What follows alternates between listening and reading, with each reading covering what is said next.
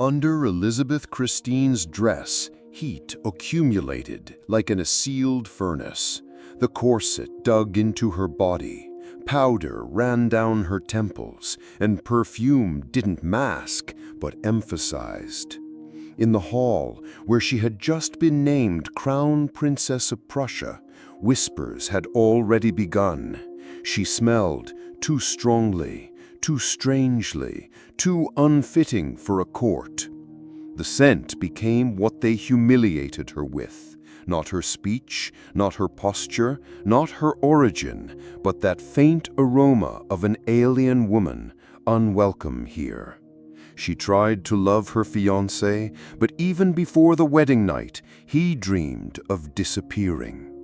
This is the story of Elisabeth Christine, the wife of Frederick the Great, whom he was more ashamed of than any battlefield defeat. In that era, when even among the aristocracy a golden coat of arms often concealed the rust of need, a girl was born who was destined to step into the chronicles of Europe not by fate's decree, but by another's will. It wasn't a fairy tale once upon a time, or a grand, noble birth. Simply on a gray morning, November 17th, 1715, in Wolfenbüttel, the third daughter of a poor duke entered the world. Elisabeth Christine, an infant with the mark of quiet humility on her face, as if foreseeing a life where much would be demanded of her, but almost nothing given in return. Her father, Duke Ferdinand Albrecht of Brunswick-Bevern, was less a sovereign than a man in service, albeit with a pedigree. A collateral branch of the noble house of Welfs, possessing a name but not a treasury. His duchy was a mosaic of formalities and deficits. Names were longer than wallets, portraits of ancestors richer than their descendants. Ferdinand's only asset was his children. He had 12 of them, perhaps in the hope that at least one of them would break through the unshakable wall separating poor nobility from crowned heights. The Duchess's family life was a restrained celebration of duty. His wife, Antoinette Amalia, daughter of Duke Louis Rudolph, brought not wealth but kinship, one of those invisible currencies exchanged for patience and ambition. While Ferdinand served at the court of the Prussian king, his wife waged her own small war, the upbringing of children. There were no fireworks, only endless weekdays where the girls learned to be unnoticeable and the boys silent. Modesty was the only language in which they were allowed to dream. Elisabeth grew up in a home where every step was tiptoed and every word measured for propriety. She learned attentiveness not out of interest, but out of necessity. Humility was not a spiritual virtue, but a survival instinct in a reality where a duke's daughter's mistake could forever negate a marriage to a desirable son-in-law. Modesty did not adorn, it protected. And in this learned silence, amidst dim halls, underfed servants, and formal courtesy, a personality began to form that would soon be the talk of the entire Prussian court, but not out of admiration, rather out of vexation. It was a life without gilding, but with a rigid frame. Outside, the family crest; inside, a dilapidated interior. Elisabeth Christine was not a princess worthy of a fairy tale. She was a princess worthy of pity. But it is precisely such destinies, measured and invisible, that over time become key in historical turns. For now, she was just a girl who did not know that her entire future life would be primarily a reaction to others' decisions, and whose name, once uttered in courtly corridors, would elicit a cold grimace from the future King of Prussia. Ferdinand Albrecht, though descended from an ancient lineage, was financially on the threshold between need and respectability. This was a typical story from minor German princes. The title was high, but the table was empty. To avoid becoming a ballad anecdote, the Duke entered the service of Prussian King Frederick William I. Many did the same, with dignity, but without illusions. The army, the court, household affairs, any duties that paid. The Duke worked so diligently that even the strict and unsentimental king began to treat him with a certain fondness. And though this fondness did not fill coffers, it opened doors. And doors, in those times, were worth more than silver. In her husband's absence, Antoinette Amelia lived with her children at the court of her father, Duke Louis Rudolph, a man of strict morals and antiquated habits. It was there that Elizabeth began her education, if one could call it that, the ceremonial cycle of lessons for girls destined solely for marriage. The training was formal, almost decorative. The girls were not raised as individuals. They were prepared as gifts, preferably obedient, preferably fertile. They were not meant to think, they were meant to obey. Everything was simple and even elegant in its cruelty. Bear children, submit, do not contradict. Elizabeth studied German and French, only the basics, a little spoken language, a bit of translation, with an accent that made French courtiers roll their eyes. Her spelling remained a matter of inspiration. She mixed up letters, struggled to write her own name, and her letters could reveal a whole gallery of orthographic suffering. But did anyone care? A beautiful signature was not a guarantee of a successful marriage. Silence when men spoke and patience when nothing depended on her were far more important. Nevertheless, Elizabeth wrote. She wrote a lot. Letters, notes, sometimes even religious texts. In this lay her peculiar, quiet resilience. Untalented in music, not brilliant in sciences, she found an outlet in painting. This activity did not involve words, did not require recognition, but allowed her to exist. She painted with the same persistence with which someone else would pray or remain silent. And even after becoming crown princess, she did not abandon her brushes. This was her language, her way of remaining herself in a world where her personality interested no one. The family lived modestly by aristocratic standards. Money flowed through their fingers like water, especially if those fingers were adorned with the finest lace gloves. But strict religious upbringing served as a pillar. Her father tolerated no weakness. Her mother guarded propriety, and there was no room for tantrums in Elizabeth's childhood. Dresses worn out, books with stained pages, lessons short, scolding for mistakes mandatory, praise for what? Life in the Brunswick-Bevern household was somewhere between a barracks and a monastery.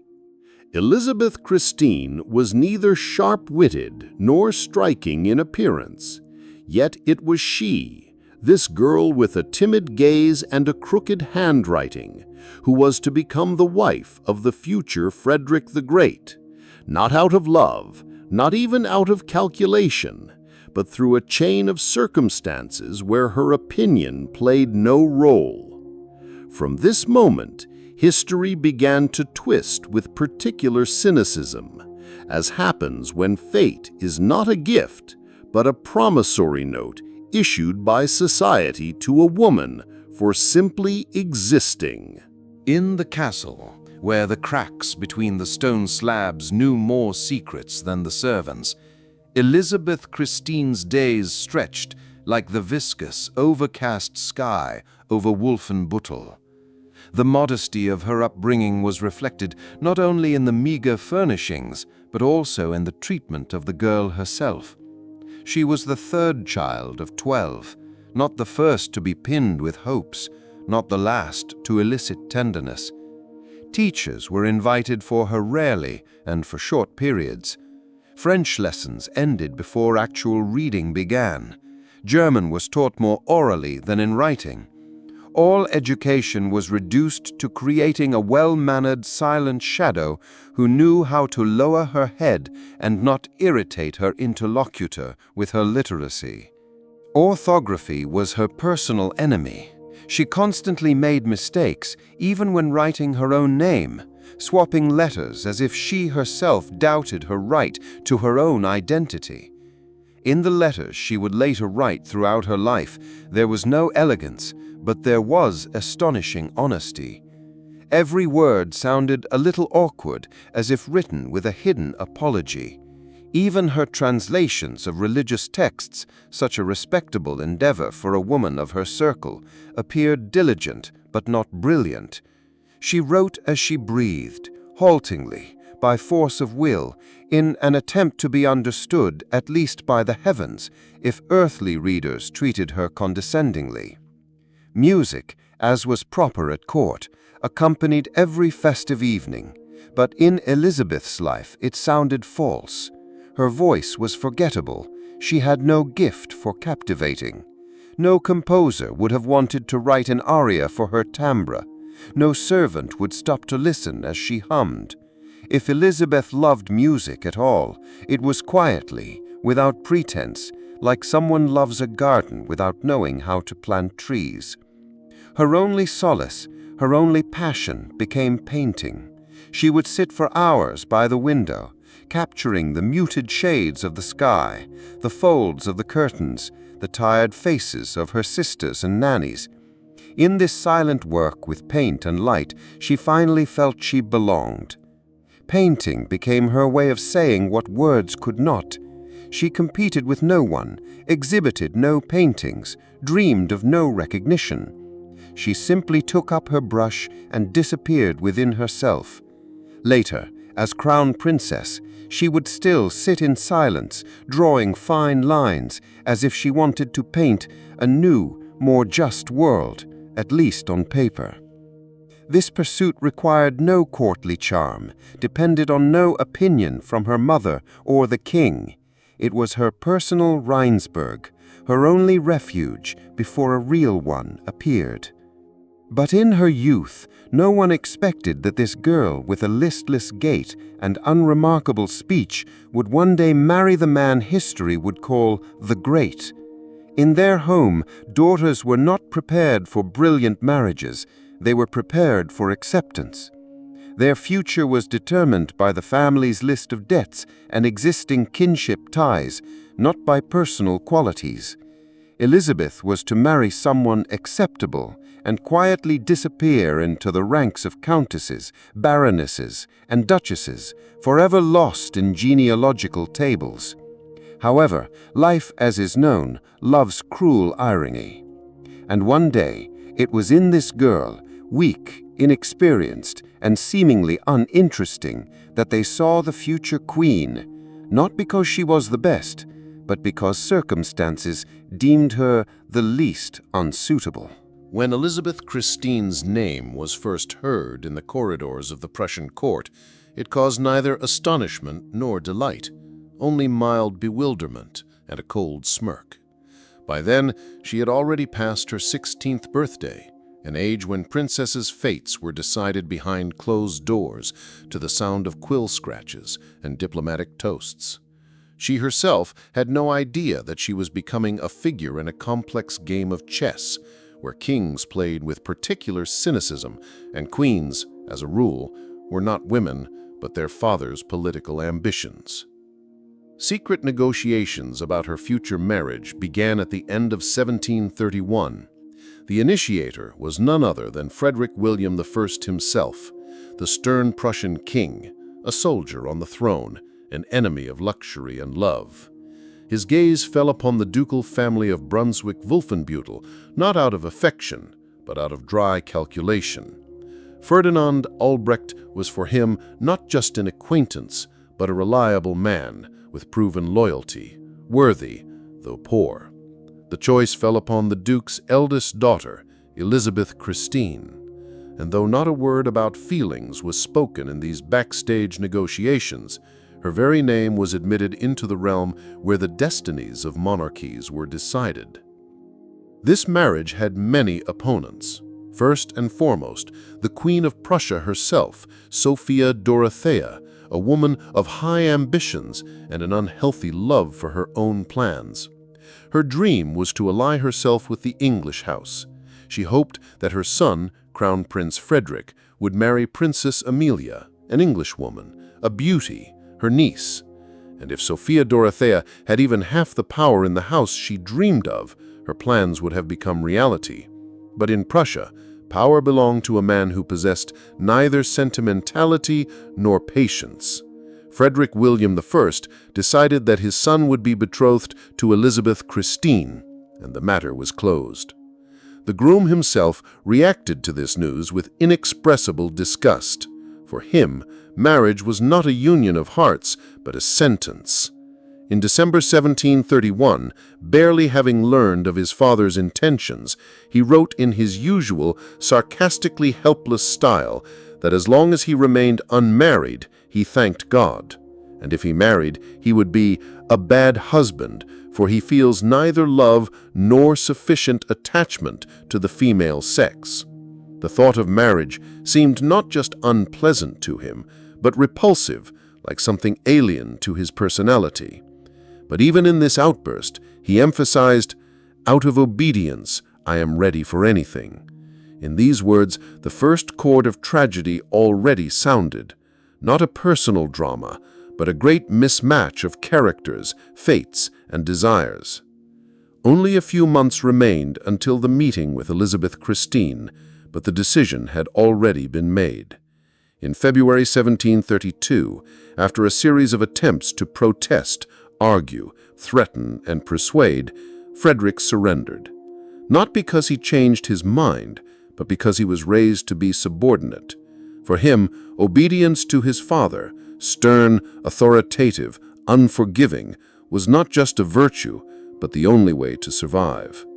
His mother continued to fight, trying to sabotage the marriage, but her efforts drowned in the king's indifference.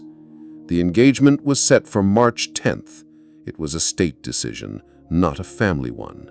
The girl, who had never been prepared for high society, was to instantly transform into the future queen. Not triumph, but anxiety fell upon Elizabeth's shoulders. She had no connections, no political weight, no external brilliance to compensate for her lack of experience.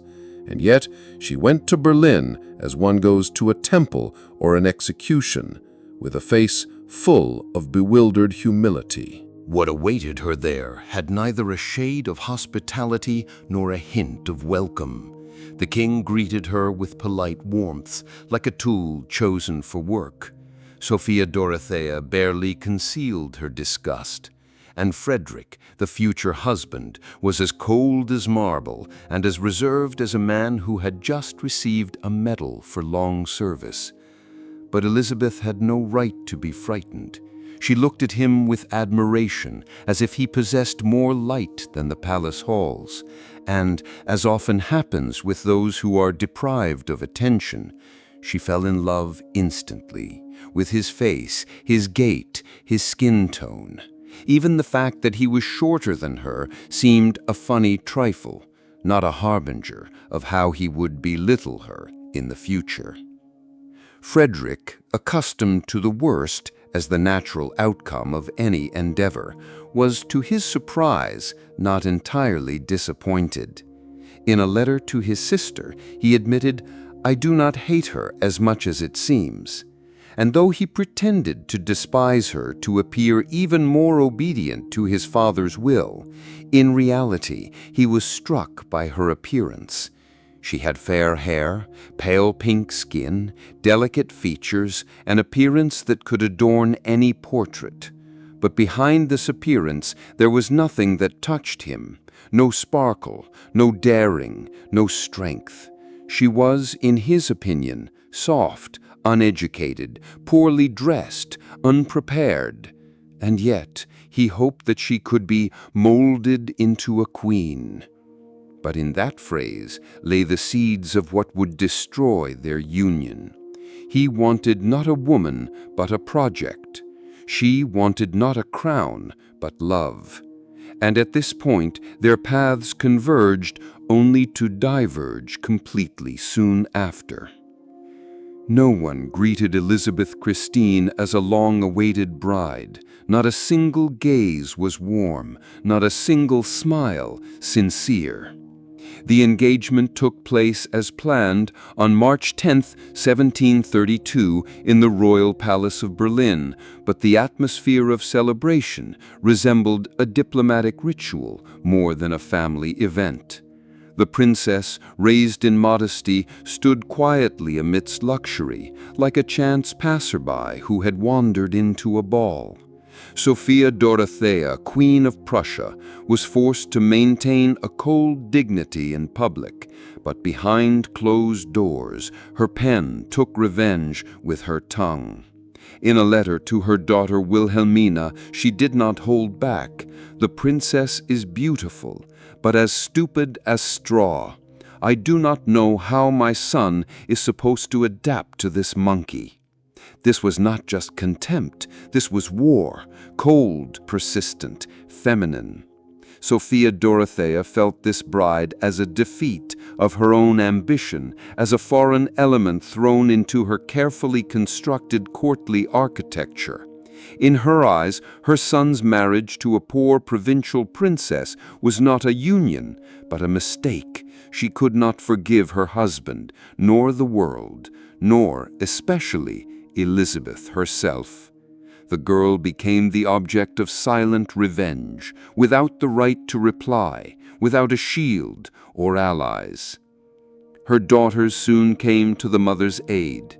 Wilhelmina, the eldest, was sent to Berlin for a personal assessment of the new relative.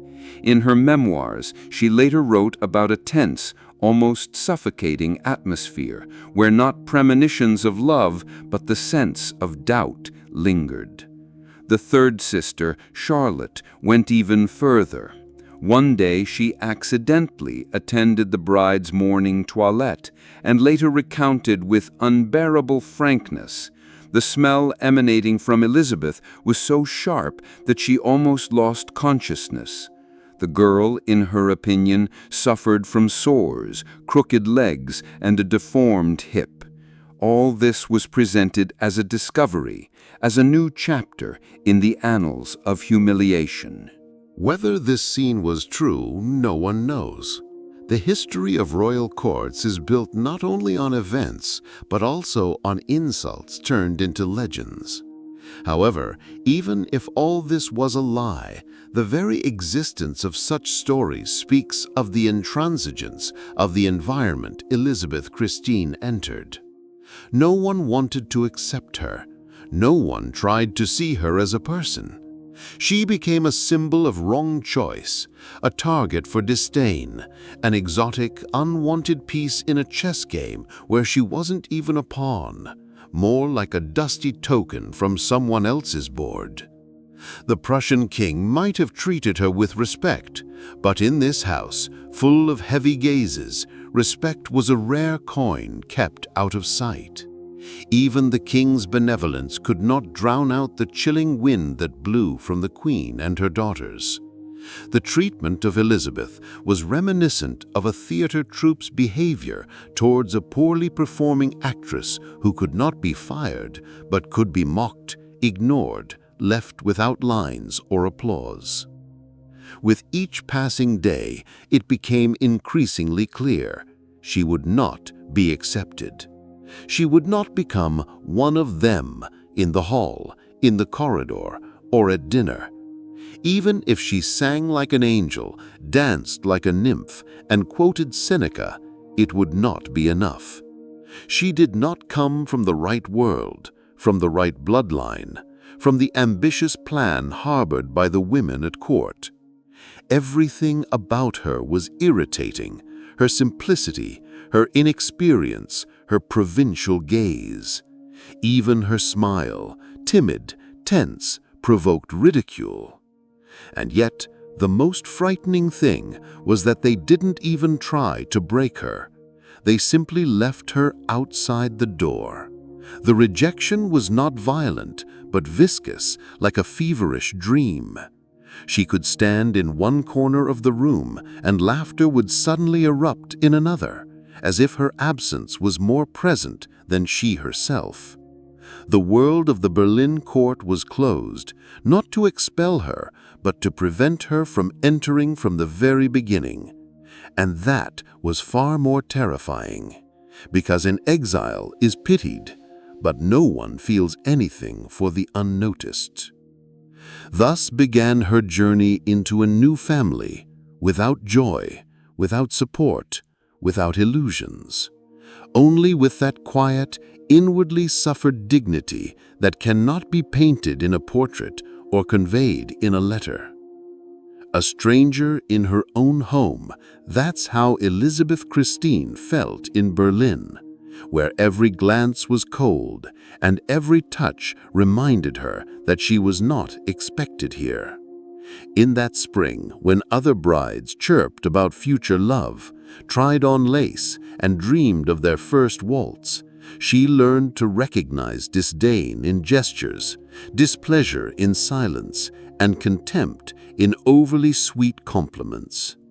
Here, in the vast chambers of the royal palace, she lacked air, because even the walls seemed to be on her mother-in-law's side. Queen Sophia Dorothea did not bother to hide or explain her dislike. She gave her daughters freedom in their pronouncements, which lacked not only delicacy, but also basic human softness. Wilhelmina, preparing for her brother's future sister-in-law, preemptively prepared for mockery. She recalled how her brother introduced Elisabeth Christine to her with words suggesting she should trust her sister more than her own parents. And yet, even while trying to be welcoming, she was met with the girl's silent immobility. She stood as if frozen, as if carved from wax. No gratitude, no appreciation, but a submissive nod and a pale shadow on her face. Perhaps she wanted to respond. Perhaps a hurricane of anxiety and a desire to please raged in her heart, but her lips wouldn't obey. Her voice got stuck somewhere between her heart and her throat. No one knew if Elisabeth Christine had an innate stutter or if it arose from fear of being ridiculed, humiliated, rejected. In the courtly environment, even the slightest breach of manners turned into disgrace. And here, where every movement was assessed as if at an exhibition, she felt as if under a magnifying glass, exposed and helpless. Even her clothes, her hairstyle, her gait, everything became a subject of discussion. Servants whispered, court ladies exchanged glances.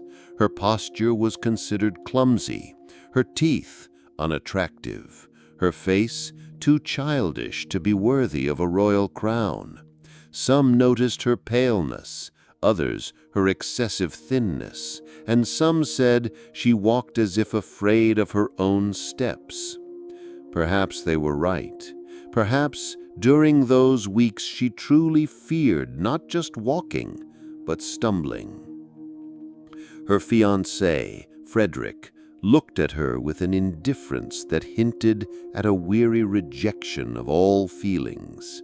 He did not humiliate her openly, but he also did not try to protect her. His silence struck more precisely than words. She tried to please him in her gestures, in her facial expressions, and even in her breathing when she was near him.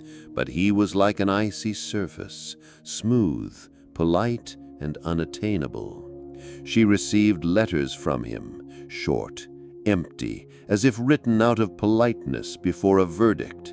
Reading them, Elisabeth searched for even a hint of warmth, but found only formal phrases and boredom hidden behind capital letters. The only person who looked at her with benevolence was the Prussian king. Her future father-in-law saw her not as an obstacle, but as a guarantor of political stability. He wrote her letters, gave her jewelry, assured her that his son would be a worthy husband. These words, full of paternal care, touched her like a ray of light in the fog. She believed in them. Perhaps it was these letters that allowed her not to break completely. A few days before the wedding, she received a short message from him, simple but sincere. It contained everything that was missing in the fiancé's letters: kindness, confidence, support. But at the same time, her fiancé continued to express despair in private correspondence, bordering on madness. He complained that marriage was a torture for him, that he was not made for love, that even a woman's body disgusted him. Whether these words contained honesty, illness, or psychological defense is difficult to judge. But one thing is clear: this marriage from the outset was destined to be a formality. Frederick already spoke of making virtue out of necessity, marrying because it was required, and living on, separately, in his thoughts, in his garrison, in books where there would be no place for Elisabeth Christine. Meanwhile, preparations for the wedding were underway at Salzdahlem Palace. The walls of the ancient Baroque castle had not seen such expenses. The family spared no cost to give the ceremony at least an outward splendor. Craftsmen were summoned, fabrics imported, gold jewelry ordered, all to make the daughter of a poor duke look dignified in the eyes of history. The renovations cost a sum that could ruin any middle-sized principality. And they almost did. The family went into debt, trying to create an appearance they believed could smooth over the awkwardness of an unequal marriage. But even these efforts could not change the main thing. The groom, standing at the altar on July 12, 1733, was sullen and withdrawn. He looked at the floor as if trying to find a crack in the stone slab into which he could fall.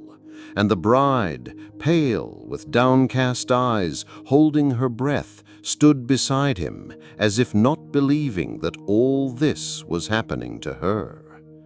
Cannons roared, bells rang, guests applauded, but no sound could drown out the main thing. A wall still stood between them, silent, insurmountable, indifferent. When the wedding bells ceased and the noise of the guests faded into distant chambers, Elisabeth Christine found herself alone with a new reality, as harsh as a Berlin winter and as unpredictable as her husband's character. On July 24th, just 12 days after the wedding, the young couple set off for the capital. The journey to Berlin was not the beginning of family life, but a slow movement towards loneliness. No melody accompanied their road. In the carriage, adorned with coats of arms, tense silence reigned. The groom maintained his reserve like armor. The bride, fear. Elisabeth Christine arrived in the capital as crown princess, but even then she felt that this title was more a label than a role. In Berlin, all attention immediately focused on her, but not with curiosity, with condemnation. The ladies at court exchanged glances, assessing her manners, her way of speaking, walking, holding her fan. Their looks were colder than mirrors. Her every gesture turned into a reason for criticism, every awkwardness for ridicule. She was like an actress who had forgotten her lines at a premiere, where the audience, the courtiers, did not forgive mistakes. Even Frederick's own sister, Wilhelmina, quickly moved from cautious politeness to biting frankness. In her memoirs, she describes the crown princess with almost cruel detail. Tall, with an uneven waist, with a habit of stretching her neck forward like a crane. Her eyes pale blue, devoid of inner light. Her smile rare and uncertain. Her childlike face, her frightened mouth, her uneven teeth, everything evoked rejection. She seemed to speak another language, although she tried her best to please. Perhaps she truly had a speech defect, or perhaps it was born in those days, under the pressure of fear and ridicule. Nothing helped, neither kind words nor attempts to engage in court life, nor even complete submission. She tried, even Frederick saw it, once introducing her to his sister with the reminder, "Take no step without her advice," as if he himself admitted in advance his wife would not cope without support. But even this support failed. When Wilhelmina personally helped Elisabeth dress, powdered her like a servant, and tried to be welcoming, she received not a single word of thanks in return. She simply stood there like a statue, too frightened to speak, too suppressed to express anything but obedience. This fear seemed to have settled in her forever. It bound her voice, straightened her back, made her hide her hands. She could not relax for a minute. And yet, despite the cold, the humiliation, and the silence, she did not allow herself to break. Within her, resolve slowly matured. Not proud, no, she didn't yet know what pride was, but stubborn, quiet, like a sprout in stone. Frederick, though he felt no love for her, noticed her efforts. She seemed absurd to him, yes, but also devoted, obedient, kind, diligent. He even admitted it in letters. Only one thing was missing: feeling. His heart remained locked, and the key was long lost, perhaps in childhood. After the wedding, as planned, Frederick left for his garrison in Rupin, and Elisabeth remained, alone, in Berlin, in the halls of the palace on Unter den Linden. She wrote letters home, painted, played cards. She did everything she could to fill her days and silence the quiet. Letters from her husband arrived once a week, short, even, soulless. Her marriage began with absence. The husband was absent, love was absent, support also. Only waiting, and a faint hope that perhaps everything would still change. Over time, she began to complain of ailments, nausea, fatigue, headaches. Her father-in-law, a practical man and eager for an heir, immediately thought of a possible pregnancy. But Elisabeth Christine's body said otherwise. These pains were not from happiness, from anxiety. They were born at night in cold sheets, amidst shadows in empty halls. It was longing, real, heavy, bone-penetrating longing, and no doctor could cure it. She lived in this marriage as if in a room without windows, and all she wanted was at least a little warmth, at least one glance that held no regret. She dreamed of becoming a mother not only for the sake of the crown, but to earn recognition, so that she could not be erased, ignored, replaced. But this did not happen, and the royal court continued its life, brilliant, cruel, indifferent. For Frederick, the marriage was not a beginning, but a duty he endured out of loyalty to his father. However, even this duty could not force him to be near his wife more often than circumstances required. Rumors of his coldness spread at court, but the reasons why he avoided Elisabeth Christine remained a subject of speculation. Some spoke of poor health, others of emotional wounds, still others of completely different attractions that Frederick allegedly hid behind a mask of restraint. There were even rumors that the young crown prince had contracted a venereal disease in his youth, after which he was unable to lead a full married life. What was true and what was speculation remained on the consciences of the memoirists. One thing is clear. No matter how rarely the spouses shared a bed, they had no children, which meant no future. Courtiers sighed, whispered, weighed destinies. The king understood something had to change. He knew that the separation between his son and daughter-in-law would not give Prussia an heir, and decided to give them a common nest, not in Berlin, where everything was too political, and not in Rupin, where everything was too militaristic, but in a place where one could breathe, in Rheinsberg.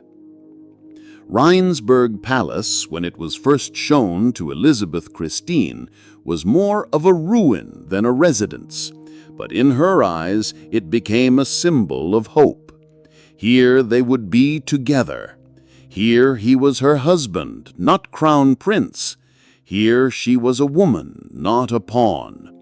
Reconstruction work progressed slowly, as if the very air resisted change. Part of Elizabeth's dowry had to be invested to finally get things moving. She didn't regret it, for the chance to live with him, even in the shadows, even on the sidelines, she would have given anything. When the couple finally moved into the renovated Rheinsberg in the summer of 1736, it marked the beginning of a new phase. The palace shone. Walls painted in the Rococo style reflected light. Windows let in space and blooming flowers. Everything here breathed harmony. And for the first time since their marriage, Elizabeth felt alive. There were no gossips here. There was no Sophia Dorothea. Here was a space where she could be herself, or at least try. She didn't waste time. Every day was a step towards the image of a woman she believed her husband wanted to see. Dance lessons, posture correction, French studies, reading ancient philosophers, Tacitus, Cicero, Marcus Aurelius. She purged herself of provincialism, sewed refinement onto herself, sculpted herself into an ideal. No tears, no complaints, only work, only diligence. She knew, if Frederick ever felt something for her that even remotely resembled love, it would happen here, in this quiet corner of Prussian land. Frederick noticed. In a letter to Count Seckendorf, he wrote, "I was never in love with her, but I would be a scoundrel if I didn't admit she is kind, obedient, and tries to please. She is a worthy woman." For Elisabeth Christine, being worthy was already a victory. She understood. Feelings were not obligatory, but respect was already a luxury. She continued to change.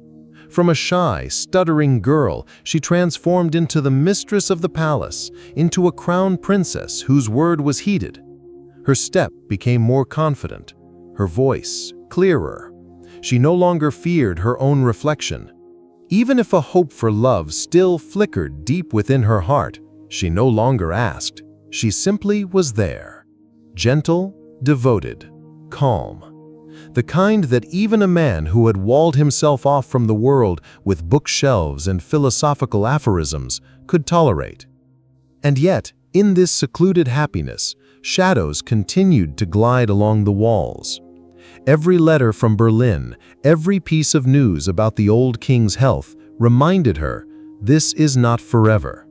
As soon as Frederick inherited the throne, everything would change. Elisabeth Christine knew this, but she pretended to believe maybe they would stay here. Maybe time would stop. Maybe at least a little longer. But time does not listen to prayers. It knows no pity. In the autumn of 1739, a daughter was born to her brother Charles, Anna Amalia. And though congratulations were expressed in letters, this news struck Elisabeth Christine's heart with pain. Every infant born into royal and ducal families was a reminder to her she was childless, she was not a mother, and most likely she never would be. 6 years had passed since she wore the crown princess's diadem, but not one of them had brought her an heir, neither for herself, nor for her husband, nor for Prussia. No one at the palace spoke it aloud, but silence could be louder than words. Women whispered in the corridors. Courtmen exchanged glances. In a world where a woman was measured by her ability to bear children, the absence of children was akin to invisibility. And even if someone guessed that the reason might not lie with her at all, no one said it aloud. It was not customary. The fault was always hers. This was the law of the court, as cruel and ancient as power itself. Elisabeth looked in the mirror more and more often and recognized herself less and less. What exactly was she missing? Beauty? Charm? Wit? Or something else? Something that could not be learned, bought, or earned through diligence? She didn't know. And because of this, she became even quieter, even more modest, even more unnoticeable. But even in this invisibility, she remained true to her role.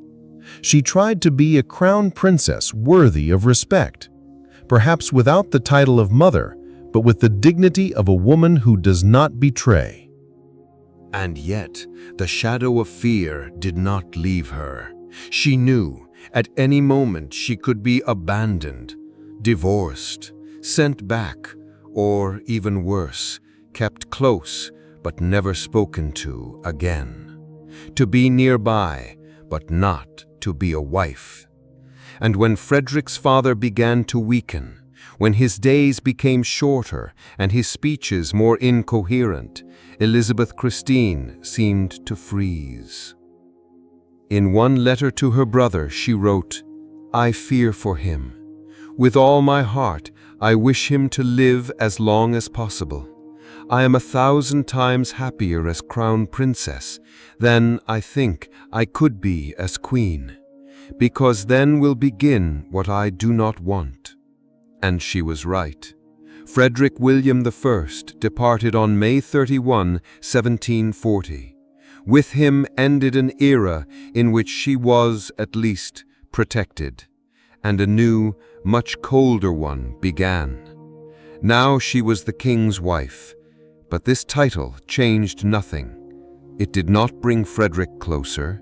It did not bring them closer. It did not give her warmth. It simply formalized the distance. Now she was officially a figure on the board, to be moved according to protocol. A queen without influence, without children, without love. But even in this new role, she maintained her dignity.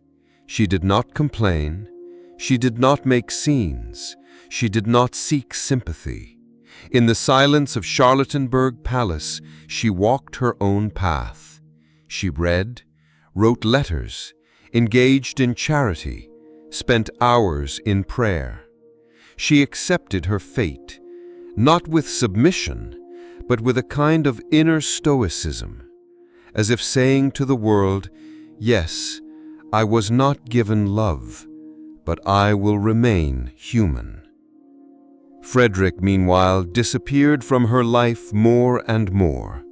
He preferred solitude, political games, military campaigns, and the company of philosophers.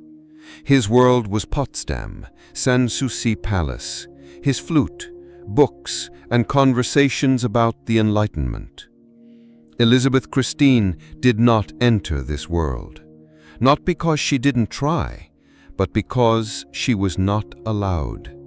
He did not call her there, and she did not impose herself. She remained in her own world, a woman's world, quiet, forgotten. And in this lay her strength. She outlived her husband by 11 years. She died in 1797 at the age of 81. She was buried in the Hohenzollern Mausoleum, without pomp, without fanfare, without long speeches. History did not call her great. It did not associate her with wars, victories, or reforms. But perhaps precisely because of this, she deserves to be heard, not as a figure, but as a woman, with a living heart, and with a life that went unnoticed.